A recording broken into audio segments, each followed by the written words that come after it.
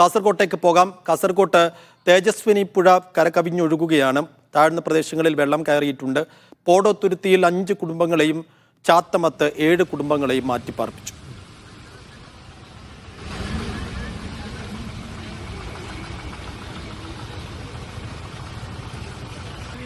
ഷഫീഖ് നസറുള്ള വിവരങ്ങൾ നൽകും. ഷഫീഖ്, ഈ തേജസ്വിനി പുഴ കരകവിഞ്ഞൊഴുകിയാൽ അത് ഏതൊക്കെ മേഖലകളെ കാര്യമായി ബാധിക്കും? ഇപ്പോൾ ഏതൊക്കെ മേഖലകൾ എത്ര കണ്ട ആളുകളെ ബാധിച്ചിട്ടുണ്ട്? എന്താണ് അവിടങ്ങളിലെ സ്ഥിതി?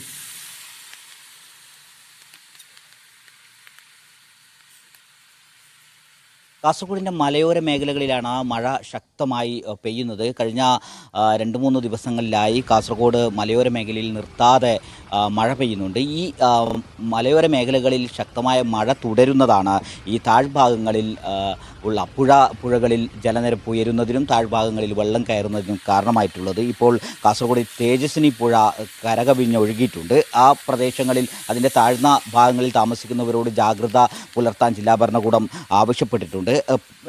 പോടോത്തുരുത്തിൽ 5 കുടുംബങ്ങളെയും അതോടൊപ്പം തന്നെ ചാത്തമത്ത് 7 കുടുംബങ്ങളോടും സുരക്ഷിതമായ കേന്ദ്രങ്ങളിലേക്ക് മാറി താമസിക്കാൻ ജില്ലാ ഭരണകൂടം നിർദ്ദേശിച്ചു. ഇതിൻ്റെ അടിസ്ഥാനത്തിൽ അവർ ബന്ധുവീടുകളിലേക്ക് മാറിയിട്ടുണ്ട്. കാസർഗോഡ് ഒരു ക്യാമ്പ് തുറന്നിട്ടുണ്ട്. ഒരു കുടുംബത്തിലെ 4 പേരെയാണ് ഇങ്ങനെ ക്യാമ്പിലേക്ക് മാറ്റിയിട്ടുള്ളത്. ചാത്തമത്ത് ആലയിൽ ഭഗവതി ക്ഷേത്രത്തിൻ്റെ ഓഡിറ്റോറിയത്തിലാണ് ഈ പ്രത്യേക ക്യാമ്പ് ഒരുക്കിയിട്ടുള്ളത്. ഈ ചെറുവത്തൂർ നീലീശ്വരം ഭാഗത്താണ് ഏറ്റവും കൂടുതൽ വെള്ളം കയറി കൊണ്ടിരിക്കുന്നത്. അതോടൊപ്പം തന്നെ ആ ഭാഗങ്ങളിൽ റോഡുകളിലും വെള്ളം കയറി. ചില പ്രദേശങ്ങളിലേക്ക് പോകാനുള്ള സൗകര്യങ്ങൾ കുറഞ്ഞിട്ടുണ്ട്. വാഹന ഗതാഗതം ആ ഭാഗങ്ങളിലേക്ക് പോകുന്നില്ല. നാട്ടുകാർ തോണി ഇറക്കി ആളുകളെ പരസ്പരം മറ്റു മേഖലകളിലേക്ക് കൊണ്ടുപോകുന്നതിനുള്ള പ്രവർത്തനങ്ങളും ആരംഭിച്ചിട്ടുണ്ട്. ഇന്നലെ അർദ്ധരാത്രിയോടുകൂടിയാണ് ഇങ്ങനെ വെള്ളം കയറുന്നത് കൂടിയത്. ഇപ്പോഴും വെള്ളം കയറിക്കൊണ്ടിരിക്കുകയാണ്. പോലീസും മറ്റ് നാട്ടുകാരുമൊക്കെ ജാഗ്രത പുലർത്തുന്നുണ്ട്. ഇന്ന് കാസർഗോഡ് ജില്ലയിലെ വിദ്യാഭ്യാസ സ്ഥാപനങ്ങൾക്ക് അവധി നൽകിയിട്ടുണ്ട്. ഇന്നലെ രാവിലെ മുതൽ ശക്തമായ മഴയായിരുന്നു. അതുകൊണ്ട് തന്നെ വൈകുന്നേരങ്ങളിലാവുമ്പോൾ ഈ താഴ്ന്ന പ്രദേശങ്ങളിൽ വെള്ളം കയറി അങ്ങനെ സ്കൂളുകളിൽ നിന്ന് വീടുകളിലേക്ക് പോകുന്നതിന് പ്രയാസമുണ്ടായിരുന്നു.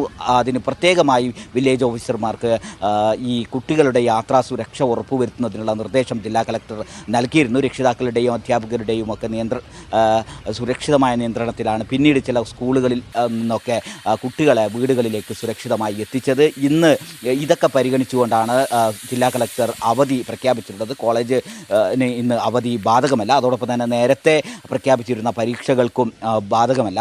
ഈ താഴ്ന്ന പ്രദേശങ്ങൾ പ്രത്യേകിച്ചും നീലീശ്വരം, കാര്യങ്കോട്, ചെറുവത്തൂർ ഭാഗങ്ങളിലാണ് ഇപ്പോൾ താഴ്ന്ന പ്രദേശങ്ങളിൽ വെള്ളം കയറിയിട്ടുള്ളത്. ഈ മലയോര മേഖലകളിൽ മഴ ശക്തമാവുന്നതോടുകൂടിയാണ് ഈ പുഴകളിൽ, കാസർഗോഡ് ജില്ലയിലെ പുഴകളിൽ ജലം നിരപ്പ് ഉയരുകയും അതുപോലെ താഴ്ന്ന പ്രദേശങ്ങളിൽ വെള്ളം കയറുകയും ചെയ്യുന്നത്. നേരത്തെ സൂചിപ്പിച്ചതുപോലെ 11 കുടുംബങ്ങളെയാണ് ഇപ്പോൾ ബന്ധുവീടുകളിലേക്ക് മാറ്റിയിട്ടുള്ളത്. ഒരു ക്യാമ്പ് തുറന്നിട്ടുണ്ട്. അവിടെ ഒരു കുടുംബത്തെയാണ് മാറ്റി താമസിപ്പിച്ചത്. 4 പേരാണ് ആ കുടുംബത്തിലുള്ളത്.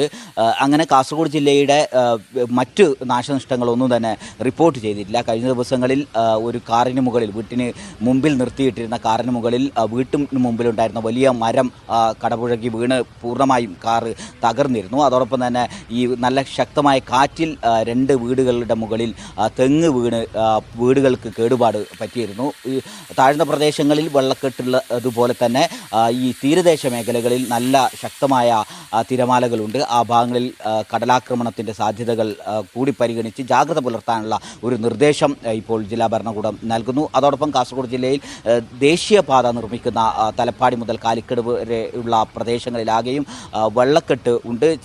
യാത്ര ദുസ്സഹമായിട്ടുണ്ട്. മുഴുവൻ റോഡുകളിലും കുഴികളുണ്ട്. അതുകൊണ്ട് യാത്ര പോകുന്ന ആളുകൾ കാസർഗോഡ് വഴി ഈ ദേശീയപാത നിർമ്മാണം നടക്കുന്ന സ്ഥലങ്ങളിലൂടെ കടന്നു പോകുന്ന യാത്രക്കാർ ശ്രദ്ധിക്കേണ്ടതാണ്. ആ ഭാഗങ്ങളിൽ വെള്ളമുണ്ട്. ആ വെള്ളമുള്ള സ്ഥലങ്ങളിലൊക്കെ കുഴിയുണ്ട്. പല വാഹനങ്ങളും ഈ ദൂര സ്ഥലങ്ങളിൽ നിന്ന് വരുന്ന വാഹനങ്ങളൊക്കെ കുഴിയുള്ളത് മനസ്സിലാക്കാതെ ഈ വാഹനങ്ങൾക്ക് കേടുപാട് പറ്റുകയും ടയർ പഞ്ചറാവുകയും അവർ യാത്ര തടസ്സപ്പെടുകയും ചെയ്യുന്ന ഒരു സാഹചര്യമുണ്ട്. ഈ വെള്ളം ഉള്ള ഭാഗങ്ങളിലൂടെ സുരക്ഷിതമായി യാത്ര ചെയ്യാനുള്ള നിർദ്ദേശവും ബന്ധപ്പെട്ട അധികൃതരുടെ ഭാഗത്ത് നൽകുന്നു.